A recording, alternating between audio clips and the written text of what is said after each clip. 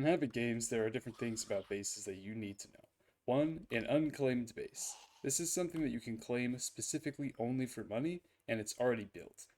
Now, these bases will eventually decay if you don't get them in time, and since they are, expensive, there's a way you can get inside and you can loot them.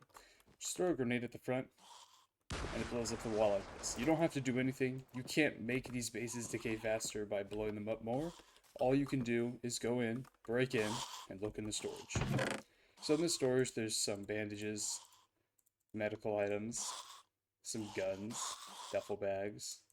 So basically what you can do to get loot alternately, if you're really bad at looting or you find one of these, is to blow up the front and then to take everything from inside. Usually you don't really get lucky with looting these, but sometimes, just sometimes, you can get an event item or you can get a rare item from the storage because people will leave it in there.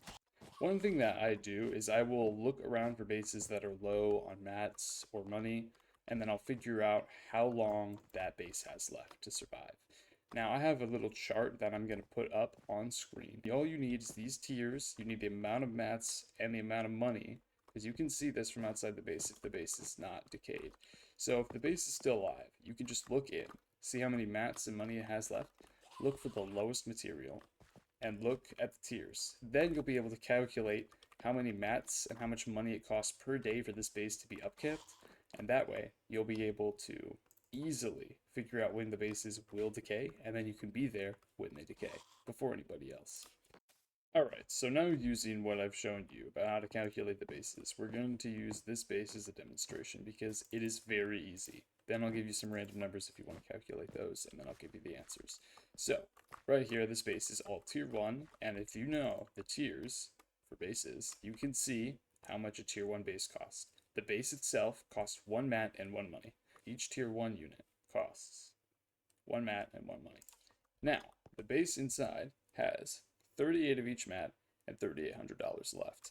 So, if you can calculate the amount that it costs daily to upkeep this base,